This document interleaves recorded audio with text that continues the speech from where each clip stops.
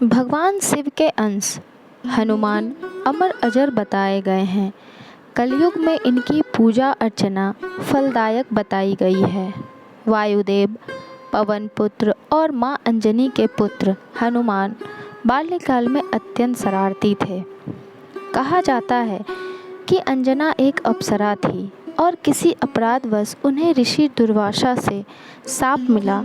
इसी के फलस्वरूप उनका जन्म वानर कुल में हुआ। वे गिरज की पुत्री बनी और उनका विवाह केसरी से हुआ। इसी के लिए बजरंगबली केसरी नंदन कहे जाते हैं। राम भक्त हनुमान ब्रह्मचारी हैं, अमर हैं और इनके भक्तों को भय, निराशा, ग्रह, पीड़ा, दरिद्र और संकट से मुक्ति मिलती है। अंजना माँ को पुत्र प्राप्ति की इच्छा थी।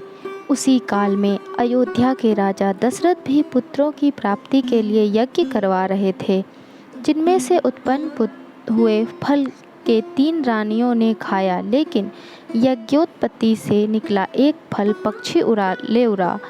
उसने वह फल एक पर्वत पर गिरा दिया, जहां अंजना माँ भ्रमण कर रही थी।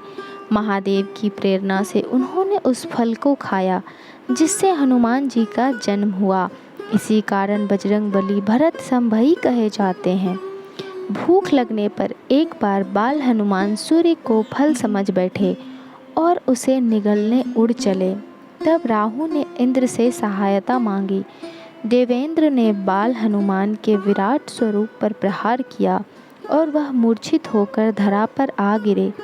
इस बात का पता जब पवन देव को चला तो वह बहुत क्रोधित हुए। उन्होंने पूरी सृष्टि का वायु चक्र बाधित कर दिया। इस कारण सभी जीवों का दम घुटने लगा, जिसके बाद उन्हें समझा बुझाकर मनाया गया और समस्त जीवों ने राहत की सांस ली। बालक हनुमान अत्यंत शरारती थे। वह किसी भी बाग बगीचे में घुसकर उत्पात मचाते और फल खा लेते। शिव के अंश हनुमान को गदा कुबेर से मिली। इसके अलावा उन्होंने कई देवताओं से दिव्यास्त्र और विद्याएं प्राप्त थी।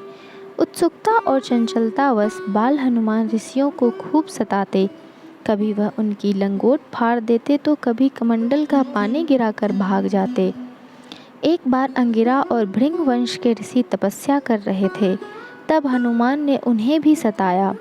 इसके फलस्वरूप उन्हें सारी शक्तियाँ भूल जाने का शाप मिला। फिर आगे चलकर माँ सीता की खोज के अभियान के दौरान याद दिलाने पर उन्हें सारी शक्तियाँ वापस प्राप्त हो गई।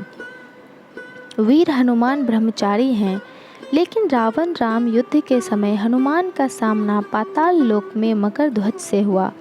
वह खुद को हनुमान का पुत्र बता रहा था, जिससे बजरंगबली क्रोधित हुए। परंतु जब मकरध्वज ने तर्क दिया तो हनुमान जी उनकी बात से संतुष्ट हो गए। तर्क यह था कि पूर्व काल में हनुमान जब लंका दहन कर समुद्र के ऊपर से जा रहे थे, तब उनके शरीर का तापमान प्रचंड रूप से गर्म था। वह पसीने से तरबतर थे। उनके बदन से टपका पसीना एक मादा मगरमच्छ के मुंह में गिरा। उसी से मकरध्वज उत्पन्न हुआ। नारद जी ने ऋषिगण की आवभगत करने का कार्यभार हनुमान जी को सौंपा, लेकिन इन सब में से राम ने गुरु विश्वामित्र का सत्कार न करने को कहा। हनुमान जी इस रहस्य को समझ नहीं पाए, लेकिन उन्होंने नारद जी की आज्ञा का पूर्णतः पालन किया, जिसके फलस्वरूप विश्वामित्र क्रोधित हुए और राम को हनुमान को मृत्युदंड देने को कहा।